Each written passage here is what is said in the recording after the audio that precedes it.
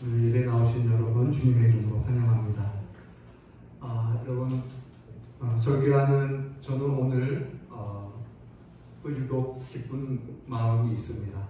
왜냐하면 일곱 교회의 모든 말씀을 우리가 다 듣고 오늘 마지막 일곱 번째 교회의 말씀을 듣게 되었기 때문에 마음에 참 기쁨이 있습니다. 오늘 함께 이 마지막 라오디게 교회에 하시는 주의 말씀을 함께 듣고 은혜 받는 귀한 예배가 되기를 바랍니다. 오늘 예수님께서 이제 자신을 또 라오디아 교회에 자신을 소개하는 모습이 나옵니다. 먼저 이렇게 말씀해요. 아멘이시요, 충성되고 참된 증인이시며 하나님의 창조의 근본이시니가 이르시되, 이렇게 말씀합니다. 자, 여러분, 아멘이요, 아멘이요, 무슨 뜻입니까? 아멘이요, 아멘은 그대로 될지어다, 이런 뜻이잖아요. 즉 주님께서 하시는 말씀은 다 그대로 된다라는 의미예요.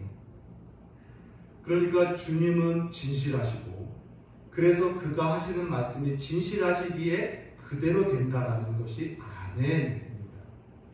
오늘 예수님께서 자신을 아멘이요라고 말해요. 그것은 자신이 하는 말은 그대로 된다라는 것을 이야기하셔요. 또 충성되고 참된 증인이다라고 본인을 소개하십니다. 이것은 두 가지의 의미가 있는데, 하나는 예수님 본인이 아버지 하나님의 충성된 증인이다라는 뜻입니다. 즉 예수님은 이 땅에 오셔서 하나님 아버지가 어떤 분인지를 증거하시는 충성된 종이요 충성된 증인으로 오셨다는 뜻입니다.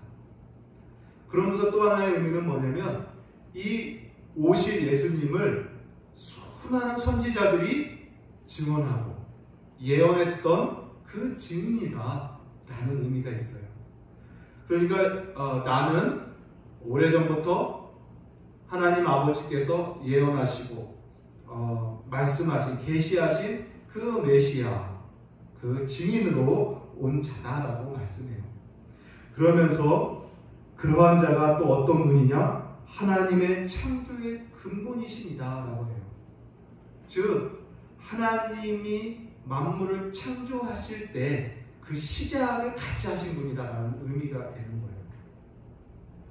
그러니까 나는 아멘이요, 충성되고 참된 증인이며 하나님의 창조의 시작이다 라고 하신 말씀은 곧 나는 말씀으로 만물을 창조한 창조주 하나님이다 라는 그런 의미로 주님께서 말씀하시는 거예요.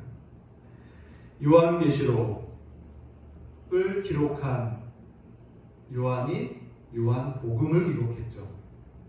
요한복음에 이 말씀의 다른 표현이라 할 수 있는 내용이 기록되어 있어요. 그게 뭐냐면 요한복음 1장 1절에서 3절 말씀입니다. 태초에 말씀이 계신다. 이 말씀이 하나님과 함께 계셨으니 이 말씀은 곧 하나님이십니다. 그가 태초에 하나님과 함께 계셨고 만물이 그로 말미암아 지은 바 되었으니 지은 것이 하나도 그가 없이는 된 것이 없느니라. 곧 예수님이 창조주시며 만물을 말씀으로 창조하신 그 말씀 그 자체시다라는 걸 말해요. 여러분, 오늘 그 말씀이신 주님이 인격이 되셔서 말씀이신 그분이 인격으로 오늘 우리에게 말씀하시는 거예요. 지금 우리는 그 말씀을 듣고 있는 것입니다. 이제 그 예수님께서 라오디아 교회에게 이제 내가 너의 행위를 아노라 말씀해요. 여러분, 너무나 익숙한 주님의 말씀이죠. 7주를 우리가 통일하게 들은 말씀 중에 하나입니다. 내가 너의 행위를 아노라. 주님이 내가 너의 믿음을 아노라 말씀하지 않고, 내가 너의 마음을 아노라, 내가 너의 생각을 아노라 라고 하지 않고 내가 너의 행위를 아노라 라고 말씀해요. 참 여러분, 우리가 이 말씀을 진실하게 듣기를 바랍니다. 저와 여러분 모두가 주님은 나의 행위를 보십니다. 그래서 나의 행위는 숨길 수가 없어요. 주님 앞에 속일 수 없습니다. 사람들에게도 속일 수가 없어요. 저의 행위를 저의 가족이 알고 여러분이 알고 내 이웃들이 다 알아요. 핑계댈 수 없는 것이 우리의 행위입니다. 주님이 내가 너의 행위를 안다. 그리고 그 행위대로 판단하고 행위대로 심판하리라 라고 말씀해요. 우리가 이 귀한 말씀을 눈여겨보면서 우리의 삶의 행실들을 살피고 그 행실을 돌이키는 그러한 모습이 있기를 바랍니다. 주님 내 마음 아시죠? 주님 내 생각 아시죠?가 아니라 주님 내 행위를, 내 이 행실을 내가 돌이킵니다. 내가 고칩니다. 내가 버립니다. 라며 해나가는 그런 신앙이 우리에게 요구되는 것입니다. 주님이 말씀하시는, 즉 주님이 오늘 알고 있다라고 하는 라오디아 교회의 행위가 어떤 건지 한번 보죠. 라오디아 교회의 행위는요, 차지도 않고 뜨겁지도 않은 행위입니다. 한마디로 미지근한 행위예요. 그래서 주님이 너희는 차든지 뜨겁든지 하라. 미지근하게 있지 말라. 그러면 내가 내 입에서 너희를 토해내리라 라고 말씀해요. 자, 차든지 뜨겁든지 이게 어떤 모습일까요? 미지근한다는 것은 어떤 모습이며 어떤 행위일까요? 먼저 우리 예수님께서 다른 교회가 아닌 이 라오디아 교회에 차든지 뜨겁든지 미지근하든지라는 이 온도를 가지고 비유로 말씀하신 이유가 있습니다. 라오디아라는 이 지역은요, 고대에 온천으로 유명한 도시였다. 그래서 고지대에 있는 그 온천은요, 병든 사람들, 특히 피부나 이런 병든 사람들에게 매우 좋은 물이었어요. 그래서 그 뜨거운 물은 온천을 와서 치료를 목적으로 사람들을 치유하는 좋은 물이었습니다. 근데 그 물이 점점점 밑으로 흐르면서 중간쯤 내려오면 큰 어떤 그 폭포, 계곡을 이룬다고 해요. 그러면 사람들은 그 장관에 의해서 사람들이 그 계곡을 간대요. 근데 그 물은 이제 미지근해졌습니다. 그래서 모르는 어떤 여행객들은 그 폭포에 입을 대고 그 물을 마시려고 했다가 그 물맛의 그 떫은 맛과 그 유황 냄새 때문에 즉시 토해버리고 역겨워하는, 메스꺼워하면서 입에서 뱉어버리는 그런 물이라고 해요. 그리고 그 물이 점점 흘러서 옆 지방 골로새 지방까지 쭉 그 물이 흐르면 골로새 지역에서는 그 물이 차갑게 되고 목마른 자들이 누구나 와서 마실 수 있는 좋은 물로 바뀐대요. 이것을 이 지역 사람들은 알아요. 그래서 주님이 다른 교회와는 다르게 이 지역에는 이 온도를 가지고 비유로 말씀하시는 거예요. 그래서 이 뜨겁든지 차든지 또는 미지근하든지라는 이 말을 우리가 해석하고 이해할 때 이것을 우리 신자들의 신앙의 온도로 생각해서는 안 되는 거죠. 예를 들면 뜨겁다라는 것은 열정적인 신앙을 비유하는 것이고, 차갑다라는 것은 아주 냉랭한 신앙, 더 나아가서 믿음이 없는 신앙으로 이렇게 생각하고, 미지근한 것은 정말 그 신앙의 미지근한 그러한 신앙으로 이렇게 해석을 하는데 그렇지 않다라는 거예요. 왜냐? 주님은 뜨겁든지 차든지 하라고 하셨거든요. 차든지라는 게 만약에 냉랭한 신앙이요, 또 믿지 않는 신앙이라고 한다면 주님이 어찌 교회를 향해서 믿지 말든지 해라 이렇게 말씀하실 수 없는 거잖아요. 그러니까 이 말은 뜨겁고 차가운 건요, 뜨거운 물은 병든 자에게도 좋은 물이고 차가운 물은 목마른 자에게 좋은 물인 거예요. 그러니까 뜨겁든지 차든지 하라는 것은 좋은 물과 같은 행위의 그런 교회가 되라는 말씀이고, 미지근하다라는 말은 사람들이 역겨워하는, 싫어하는 그러한 모습, 그런 행위를 가진 교회라는 것을 이야기하는 거예요. 그래서 이 뜨겁든지 차갑든지는 모두 좋은 신앙입니다. 특별히 사람들에게 좋은 영향력을 미치는 좋은 행위를 말하고, 미지근한 것은 사람들에게 해롭게 하는 행위 또는 사람들이 역겨워하는 행위를 하는 그러한 모습인 거예요. 전혀 사람들에게 유익을 주지 못하는 그런 모습이죠. 더 나아가서 그러다 보니 하나님에게도 해롭게 되는 거예요. 하나님의 이름을 모욕, 망령되게 하는 그러한 교회의 모습이죠. 그래서 이것은 그 교회가 행하고 있는 행위며 또 열매며, 엄밀히 말하면 그 교회의 사역들을 이야기하는 거예요. 사역.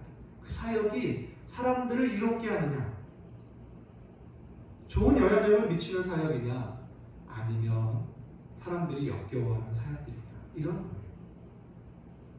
오늘 라오디아 교회는요, 하나님과 사람 앞에서 좋은 영향력을 미치지 못하고 도리어 나쁜 영향, 하나님의 영광을 훼손하거나 사람들이 볼 때 메스꺼워하는 그러한 사역들을 하는 교회라는 거예요. 어째서 그런가?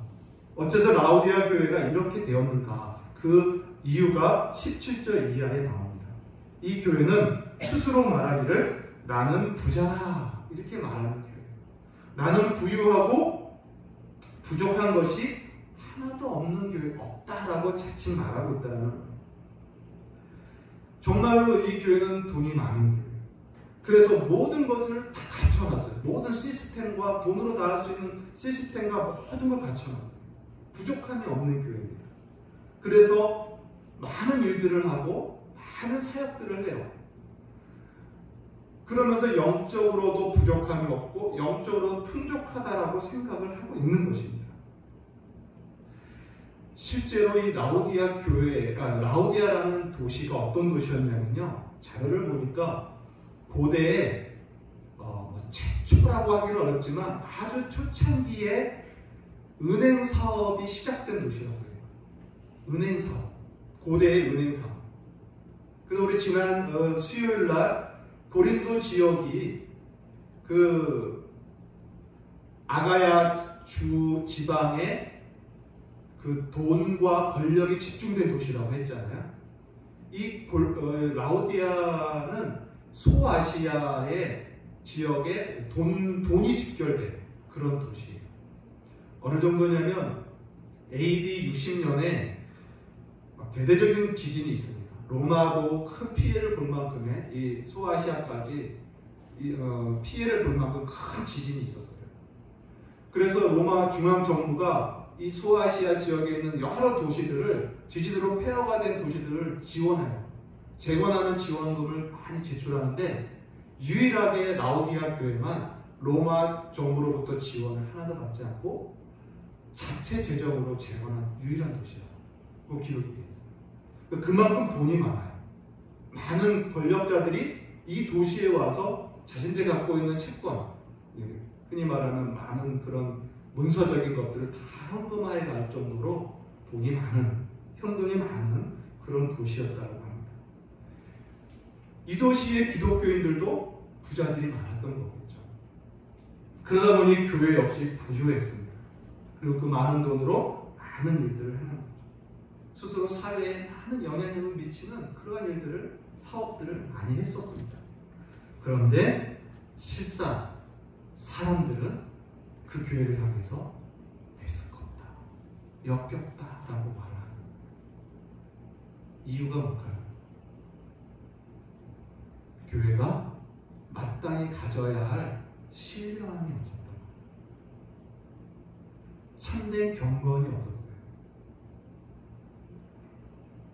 영적으로 유아입니다. 영적으로 어린아이예요. 완전히 유아예요. 그래서 교회가 그렇게 돈이 많고 많은 일들을 하고 많은 사업을 하고 모든 것을 갖췄다라고 자부하지만 세상에는 그 어떠한 누구에게도 감화와 감동을 주지 못하는 교회도 있었던 거예요. 자칭 신령한 교회, 교회의 이름으로 자칭 신령하다고 말하지만 사람들이 볼 때는 세상에 돈 많은 다른 기관이나 단체와 별반 다름없는 그런 모습으로 보고 있는 거예요. 그래서 주님이 말씀합니다. 너희는 스스로 말하기를 나는 부자요 부유하며 모든 것을 갖춘 부족함이 없는 자라고 교회라고 말하지만 실상 너희는 곤고하고 가련하고 가난하고 눈이 멀었고 벌거벗었다. 이렇게 주님이 말씀합니다. 무슨 의미일까요? 영적으로 가난한 거예요. 너무나 초라한 교회입니다. 벌거벗었다라는 건 뭐예요? 그럼 제가 여기서 벌거벗으면 뭐 어떻게 돼요? 사람들이 손가락질하잖아요. 비웃고 수치스럽고 모욕하는 거. 교회가 지금 수치와 모욕, 손가락질을 당하고 있다는 거. 영적으로 가난한 거. 가련한 벌거벗은 상태입니다. 이러한 교회요, 오늘은 어떤 교회가 될까요? 지난주에 봤던 빌라델피아 교회와 반대 같아요. 빌라델피아 교회는 작은 능력이지만 주님의 말씀을 순종하고 주의 이름을 배반하지 않은 충성에 대해서는 완전한 그런 교회를 칭찬받은 것처럼 이 교회는 크고 모든 것을 갖췄지만 아무런 영향력을 미치지 못하고 도리어 사람들에게 수치와 모욕을 당하고 있는 그러한 모습을 갖고 있어요. 근데 그걸 모르고 있는 교회예요. 그래서 주님이 18절에 말씀하는 겁니다. 내가 너를 권하노니 내게서 불로 연단된 금을 사서 부유하게 하고 흰옷을 사서 입어 벌거벗은 수치를 보이지 않게 하고 안약을 사서 눈에 발라보게 하라. 오늘 주님이요 18절에 말씀하실 때 불로 연단된 금으로 부유하게 하고 흰옷을 입고 안약을 바르라 이렇게 말씀하지 않고 불로 연단된 금을 사서 부유하게 하고 흰옷을 내게 사서 입고 안약을 사서 발라라 이렇게 말해요. 사서 의도적으로 말씀합니다. 왜 그럴까요? 아까 17절 말씀한 대로 교회는 자기들은 스스로 모든 것을 갖춰놨다는 거예요. 모든 것을 이미 구매해 놔서 완벽하게 구비된 교회예요. 더 이상 널 구매할 만큼의 부족함이 없는 교회예요. 근데 주님이 말하는 거예요. 너희는 하나도 구비가 되어 있지 않다. 다시 사서 갖춰야 되는 그런 교회라는 것을 말씀하고 있는 거예요. 영적으로 너희는 아무것도 갖춰지지 않다. 그래서 다시 내게 다시 사야 된다. 라고 말하는 거예요. 그러면 그들이 사야 할 이 불로 연단된 금은 뭘까요? 그들이 주님께 사서 갖춰야 할 불로 연단된 금. 이것은 은행에 쌓아둔 금이 아니라 주님으로부터 연단받는 믿음을 말합니다. 연단받는 믿음. 그러니까 이들은요, 믿음이 있다라고 하지만 하나도 연단되지 않은 믿음이에요. 다시 말하면 고난과 시련과 어떤 시험과 역경 이런 어려움들을 다 피해가는 거예요. 다시 말하면 그걸 싫어해요. 돈으로 그걸 다 피합니다. 그러면서 능력이라고 얘기하는 거죠. 근데 주님이 볼 때 그 믿음은 참 믿음이 아닌 거예요. 여기서 우리는 중요한 기독교 진리를 배웁니다. 여러분, 구원받는 믿음은요, 또 주님이 원하시는 우리에게 참된 믿음은요, 연단받는 믿음이에요. 연단되지 않은 믿음은요, 구원으로 이룰 수 없는 믿음이 되는 거예요. 다 연단 중에 사라지는 거겠죠. 우리가 씨 뿌리는 비유에서 잠시 듣고 기뻐하다가 믿음을 가진 것 같지만 환난이 닥치면 배반하는 이런 믿음, 열매 맺지 못하죠. 말씀을 듣고 즉시 기뻐했지만 말씀으로 인해서 시험이 닥치면 세상의 근심과 염려로 그 말씀이 기가 막혀서 열매를 맺지 못하는 그런 모습들을 우리가 들었잖아요. 주님이 원하는 것은 연단받는 믿음입니다. 그래서 이 교회가 영적으로 가난하고 이렇게 벌거벗은 교회가 된 것은 뭐냐면 그런 걸 다 피하는 거예요. 다시 말하면 어려운 것은 다 피해요. 즉 주님이 교회들에게, 신자들에게, 제자들에게 당연히 요구하고 있는 말씀, 십자가의 길을 다 회피하는 거예요. 육적으로, 세속적으로 평판한 것만 추구하는 거예요. 그래서 뜨거움도 모르고 차가움도 모르는 그런 한 것만 추구하게 되는 거죠. 또 사서 입어야 할 흰옷은 어떤 걸까요? 흰옷. 이 흰옷은 요한계시록에 계속된 말씀이죠. 흰옷은요, 우리 사람이 예수를 믿음으로 얻어 입는 그리스도의 옷을 말해요. 믿는 자들이 주님께 받아 입는 옷이 있어요. 그게 흰옷입니다. 다시 말하면 의로운 옷입니다. 믿는 자들에게는 입혀주시는 의의 옷이 있어요. 그겁니다. 근데 이들은 그 의의 옷을 잃어버린 거예요. 주님이 다시 사랑합니다. 이게 무슨 말이냐면요, 믿음으로 제사함 받은 그 의롭다 하심에 대한 그 은혜를 이들이 다 잊어버린 거예요. 자신이 죄인임을 잊어버렸어요. 그리고 그 죄인됨에서 값없이 예수님의 십자가의 죽으심의 공로로 은혜로 거저 의롭다함을 받았다라는 이 감격을 다 잃어버린 거예요.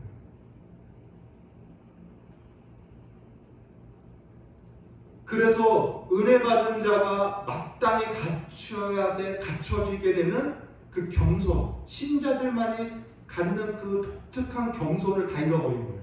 그래서 크게 자랑하기, 그냥 웃고 자랑하는 데만 급급한 교회가 된 거예요. 목소리만 큰 겁니다. 이러한 이 그리스도께서 거저 주신 은혜의 의롭다 하심의 그 은총의 감사와 감격을 다 잃어버리고, 그래서 겸손과 낮은 마음을 다 잃어버려서 세상에 어떠한 감동도 주지 못한 그러한 지경에 있는 것입니다. 세 번째 사야 할 것은 안약이에요. 안약은 사서 눈에 발라서 어떻게 밝히 보게 하는 거예요. 즉 이 교회는 눈은 뜨어 있으나 아무것도 보지 못하는 소견이라는 거예요. 영적으로 완전히 소견이에요. 육의 눈은 화려하게 밝게 떠 있는데 영적으로는 캄캄합니다. 과연 이 라오디아 교회 사람들이 안약이라는 말을, 이 당시 안약이 있었을까? 있었어요. 버가모 교회에 아주 유명한 그 의술, 병원이 있었잖아요. 이 라오디아 지역에는요, 병원은 아니지만 의료기관이, 유명한 의료기관이 있는데, 그거는 제약 회사 같은 약을 만드는 의료기관이 있었어요. 그래서 세계에 많은 사람들이, 병든 자들이 여기 와서 약을 샀대요. 특별히 몸에 바르는 어떤 기름, 그리고 눈에 바르는 안약이 많이 생산됐던 도시라고 합니다. 그래서 안약이 뭔지를 밝히 아는 도시예요. 그들은 영적으로 눈이 닫혀 있었어요. 그래서 그것을 발라서 너희가 제대로 영적으로 눈을 떠라 라고 말씀하는 거죠. 여러분, 결국 이 말이 뭡니까? 전부 라오디아 교회는 지금 총체적인 난국을 맞고 있는 거예요. 교회가 총체적으로 지금 문제가 있는 거예요. 교회 전반에 근본적으로 아주 큰 어려움을 겪고 있는 거예요. 주님이 토해버려 또 마땅할 만큼의 상태가 되고 있는 거예요. 어디서부터 손을 대야 할지 모르는 이러한 총체적 난국 앞에 주님이 버려도 마땅할 만한 교회임에도 불구하고 오늘 주님이 뭐랍니까? 기회를 주십니다. 사랑으로 말씀하십니다. 사랑으로 말씀하십니다. 그게 뭔가 이제 19절이죠. 물론 내가 사랑하는 자를 책망하고 징계하노니 그러므로 내가 열심을 내라 회개하라. 이렇게 기회를 주십니다. 지금 주님이 이 라오디아 교회 모든 근본 전반이 무너져 있는, 총체적으로 무너져 있는 교회를 향해서 주님이 사랑으로 지금 말씀하고 있어요. 여전히 사랑하고 계셔요. 사랑하기에 내가 너를 책망하고 사랑하기에 너를 징계한다 라고 말씀해요. 그럼 우리가 잘 알고 있는 잠언서에 주님은, 하나님은 사랑하는 자를 근실히 징계하시느니라 라고 나옵니다. 근실히 징계하신다는 건 뭐예요? 근실이가 무슨 뜻입니까? 신실하게, 성실하게 징계하십니다. 다시 말하면 끊임없이 징계하신다는 뜻입니다. 그게 하나님이 사랑하는 자에게 대하는 태도예요. 지금 하나님께서 라오디아 교회에게 내가 사랑으로 너희를 책망하고 징계한다. 그러니 이 말을 들으라는 거예요. 그럼 우리도 마찬가지예요. 우리도 주님의 징계와 책망의 말씀을 사랑으로 들어야 됩니다. 주님이 하시는 그 말씀.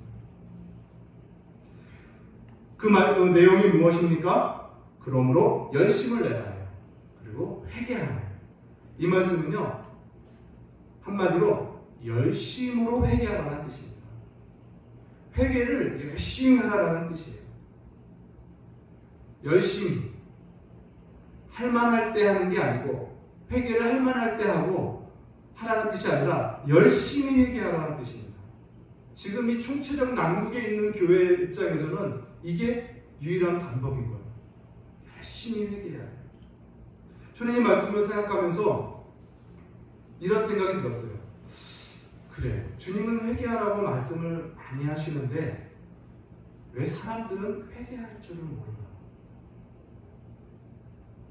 왜 사람들은 회개하지 않는가? 회개하지 않는 이유가 무엇인가 생각해 봤어요. 곰곰이 할 것도 없어요. 그냥 느껴져요. 한 세 가지 면으로 볼게요. 하나는 이런 면이 있습니다. 뭐냐면 무엇을 회개할지를 모르는 사람들이 있어요. 목사 설교단에서 회개하라 하니까는 성도님들이 찾아와서 이렇게 말해요. 목사님, 회개하고 싶은데요, 무엇을 회개해야 하나요? 이런 질문을 해요. 이것은요, 자신의 죄를 볼 줄 모른다는 거예요. 자신의 허물이 무엇인지 모르는 사람이에요. 다시 말하면 이 사람은 영적인 눈이 뜨여있지 않은 사람이에요. 영적인 빛을 경험해보지 못해요. 하나님의 그 찬란한 거룩함과 의로움, 그 영광을 맛보지 못한 사람이에요. 그래서 어둠과 빛을 구별 못해서 어둠 속에 살면서도 그게 어둠인지 모르는 거죠. 그래서 무엇을 회개해야 돼요, 목사님? 이렇게 하는 거예요.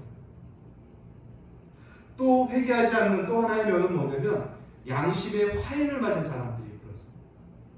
이 사람들은 어떤 사람이냐면 죄와 허물을 볼 줄 아는 은혜를 맛봤던 사람들이에요. 은혜를 받았었습니다. 하나님의 거룩하심과 의로움이 무엇인지를 알아요. 그런데 그 거룩과 하나님의 의로움을 점점 잊지 않고 그것을 향해 가지 않고 다시 더럽혀져 가요. 스스로 더럽혀가면서 다시 어둠에 빠져들어갑니다. 영적인 양심이 책망하죠. 영적인 양심이 자꾸 우리를 책망해요. 그러면 안 된다고 돌이키라고. 근데 그 양심에 책망하는 것을 수시로 못 이게 해요. 계속 거부합니다. 그래서 어떻게 됩니까? 그 양심이 불에 딘 피부처럼 감각이 없어졌어요. 양심, 영적 양심. 이러한 사람들은요, 그래서 스스로 죄악을 쫓아가는 사람, 결심한 사람이에요. 그래서 죄를 지으면서도 이제 무디어져서 그게 죄인지도 모르는 그러한 상태의 사람들이 있습니다. 또 하나의 면은 뭐냐면 회개할 것을 알아요. 그런데 회개하기를 싫어하는 사람입니다. 이 사람은 방금 말한 양심의 화인맞은 사람이 되기 직전의 사람이라고 할 수 있겠어요. 아직까지 영적인 감각이 살아있습니다. 무엇이 죄며 무엇이 회개할 것인지 압니다. 하나님이 기뻐하지 않는 것이 무엇인지 압니다. 그런데 거기서 돌이키기가 싫어요. 이유가 뭐냐? 그게 즐겁기 때문에. 그 죄가 즐겁기 때문에. 그 죄가 주는 쾌락이 너무 달콤해서 끊기가 싫은 거예요. 육적인 정욕이 주는 쾌락이 그게 끊기 쉽고 내 자존심이 주는 즐거움이 있어요. 그거 끊기 싫어요. 내 명예가 주는 즐거움이 있어요. 그게 끊기 싫어요. 그래서 하나님보다 쾌락사랑하기를 더하게 되는 거예요. 하나님의 말씀을 듣고 징계와 책망의 음성을 들으면서도 회개하기 싫어서 모른 척, 안 들은 척 하는 거죠. 그래서 계속 그 죄에 머물러 있는 거예요. 그래서 오늘 예수님께서 라오디아 교회에게 회개하라 라고 말씀하실 때 열심으로 회개하라. 열심으로. 공부하듯이 회개하라는 거예요. 할만할 때, 생각날 때가 아니라. 왜냐하면 우리는요 이렇게 회개하기 싫어해요. 회개하는 게 곤욕이에요. 그래서 열심히 회개 안 합니다. 그래서 여러분, 이 사람들이 회개하기가 이렇게 곤욕스럽고 괴로우니까 이단이 나와요. 어떤 이단이 있습니까? 한번 회개하고 구원받은 자는 더 이상 회개할 거 없다. 이러한 교리를 가르쳐요. 믿음으로 의롭다함을 받았으면 받아놓고도 자꾸 회개하는 것은 구원의 확신이 없기 때문이다. 구원의 확신이 있는 사람이 왜 자꾸 회개하느냐? 이렇게 말해요. 한번 구원을 받았으면 자꾸 회개하는 건 너 자신을 괴롭게만 하는 것뿐이다. 네 자신을 누추하게만 만드는 것뿐이다. 라고 가르쳐요. 그러니까 회개하기를 싫어하고 회개할 줄을 모르고 양심에 화인 맞은 자들이 달려 들어가는 거예요. 여기가 복음이구나. 이것이 구원이구나 하면서 다 들어가는 거예요. 오늘날 구원 받잖아요. 저쪽에도 많이 기쁜 소식 이런 됩니다. 그러나 여러분, 참된 믿음으로 구원을 받은 사람은요, 물론 그 구원을 위하여 회개할 건 없어요. 구원을 받기 위해서 다시 회개할 건 없습니다. 그러나 참된 구원받은 사람은요, 그 자신이 받은 그 구원의 그 완전함 때문에 계속 회개하게 되는 거예요. 그 완전한 구원을 경험하고 누리고 싶고 이 땅에서 이루어가고 싶기 때문에, 그 거룩과 의로움을 이루어가고 싶기 때문에 계속해서 회개하는 거예요. 그래서 이 회개는요, 참신자들의 특권인 거예요. 특권. 그 구원의 거룩과 의로움을 누릴 수 있는 특권이 회개인 거예요. 자신이 받은 구원의 은혜를 경험하기 위해서 죄악된 모습을 자꾸 회개하고 돌이키며 거룩함으로 변화되어 갈 때 그 구원을 누리는 거죠. 그 구원이 얼마나 아름다운지를 누리는 겁니다. 여러분, 우리가 아주 크고 깨끗하고 아주 좋은 집을 받았다고 해요. 생각해봐요. 아주 아름답고 깨끗한 집을 받았어요. 그러면 어떻게 해요? 그 안에 살면서 그 넓고 깨끗하고 아름다움을 누려야죠. 그 집을 활보하면서 누려야죠. 그 화려함을, 그 행복을 누려야죠. 그게 특권입니다. 우리가 받은 구원의 그 아름다움과 의로움과 거룩함을 경험해야죠. 회개함으로 변화되어 가면서 경험해야죠. 그게 특권 아닙니까? 그렇게 아름답고 화려하고 거룩하고 의로운 집을 받아놓고도 더러운 물건 계속 갖다 놓아요. 그 집에 쓸모없는 물건들 자꾸 갖다 놓아요. 헌집이 되는 거예요. 그건 어리석은 것입니다. 주님이 사랑으로 책망과 징계의 말씀을 하는 거예요. 열심을 내어 회개하라. 너희는 열심으로 회개해야 그 난국에서 벗어난다 라고 말씀해요. 그러면서 20절, 볼지어다 내가 문 밖에 서서 두드리노니 누구든지 내 음성을 듣고 문을 열며 내가 그에게로 들어가 그와 더불어 먹고 그는 나와 더불어 먹으리라. 주의 음성을 듣고, 주의 음성이 뭡니까? 사랑으로 하시는 책망과 징계의 말씀, 곧 열심으로 힘써 회개하라는 말씀이죠. 그 음성을 듣고 문을 열면 주님이 들어가신대요. 문을 연다라는 게 무슨 의미일까요? 그 음성을 듣고 문을 연다. 주의 그 말씀을 듣고 문을 연다? 내 마음의 문을 열고 말씀을 내가 수용하는 거예요. 그 말씀을 내 마음으로 받고 말씀을 따라 내가 회개하는 거예요. 그게 마음을 여는 것입니다. 그게 문을 여는 거예요. 아까도 잠언서 말씀드렸지만 잠언서에 보면은 매 장마다 33장까지 있는데 매 장마다 나오는 인물이 있어요. 뭐냐면 미련하고 악하고 어리석은 자가 항상 나와요. 매 장마다. 그 미련하고 어리석고 악한 자의 특징이 뭐냐? 미련하고 어리석은 자의 특징은 게으른 자예요. 일하기를 싫어요.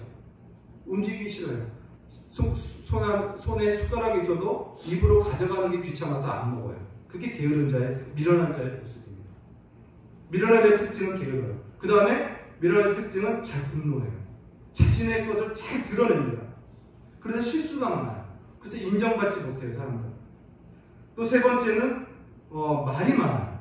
미련한 자는 자기 것을 다 쏟아내요. 자신의 허물도, 부끄러움도, 자신의 계획도, 판단도, 자신의 확신, 감정도 다 막 쏟아내요. 이게 미련하고 어리석은 자의 모습이에요. 또 자기 확신이 커요. 그래서 분명히 밖에 나가면 사자가 거리에 있으니 나가지 말라고 하는데 자기 확신이 커서 그냥 나가요. 나가서 사자한테 물려 죽어요. 그래서 잠언서에 나와요. 그만큼 경고를 듣기를 싫어하고 자기 확신에 따라서 살다가 낭패를 당하는 모습이 나와요. 또 미련한 자는 책망하는 자의 흠을 잡기를 좋아해요. 책망하는 자의 흠을 잡으려고만 애를 써요. 이러한 모습들이 다 나와요. 근데 그 미련하고 악한 자의 그러한 다양한 모습들의 요인이 뭐냐? 그들을 그렇게 미련하게 만든 요인이 뭐냐? 바로 징계와 책망 듣기를 싫어하는 거예요. 그것을 싫어하기 때문에 그들은 지혜를 배우지 못하고 옳은 길을 배우지 못해서 계속해서 그 모습으로 가는 거예요. 오늘 주님이 말씀해요. 음성을 들으면 문을 열어라. 마음으로 그 말씀을 받아들이고 수용하여서 지켜 회개하라는 거예요. 오늘날 너무나 많은 사람들이 밖에서 두드리는 소리만 들어요. 주님의 밖에서 하시는 음성만 듣고 있어요. 근데 문을 열지 않아요. 많은 소리와 많은 두드리는 음성을 듣지만 문을 열지 않아요. 이러한 모습을 우리가 보게 됩니다. 그런데 주님이 약속해요. 문을 열면 내가 들어간다. 주님이 들어오신대요. 그리고선 내가 들어가서 너와 함께 먹고 너도 나와 함께 먹으리라 라는 이러한 식탁에서 음식을 나누면서 교제하는 모습으로 주님이 말씀해요. 여러분, 좋은 음식을 함께 먹으면서 대화하는 거, 이런 교제 나눔을 한번 생각해봐요. 그럼 얼마나 즐겁습니까? 얼마나 행복합니까? 얼마나 평안해요. 아주 서먹서먹한 사람들끼리도 좋은 음식을 함께 먹다 보면, 먹고 이렇게 대화하다 보면 금방 친해지잖아요. 그게 식탁 교제의 장점이잖아요. 음식을 사이에 두고 함께 먹는 훨씬 친근해지기 좋습니다. 주님이 오늘 그 얘기를 하시는 거예요. 그만큼 주님은 음식을 함께 먹으면서 나누는 교제의 즐거움을 줄 수 있다는 거예요. 그 행복과 평안을 주님이 아시기 때문에 너희가 내 음성을 듣고 문을 열면 내가 들어가서 그 기쁨과 그 행복과 평안과 은총을 주시겠다 라고 약속합니다. 사랑하는 성도 여러분, 주님이 하시는 말씀, 이 사랑으로 하시는 책망과 징계의 말씀을 듣고 진실하게 마음으로 받아 회개하고 주께 나아가면요, 주께서 오셔서 우리와 식탁 교제하는 것 같은 그런 평안과 기쁨, 신령한 행복을 경험하게 돼요. 신령한 행복을 경험해요.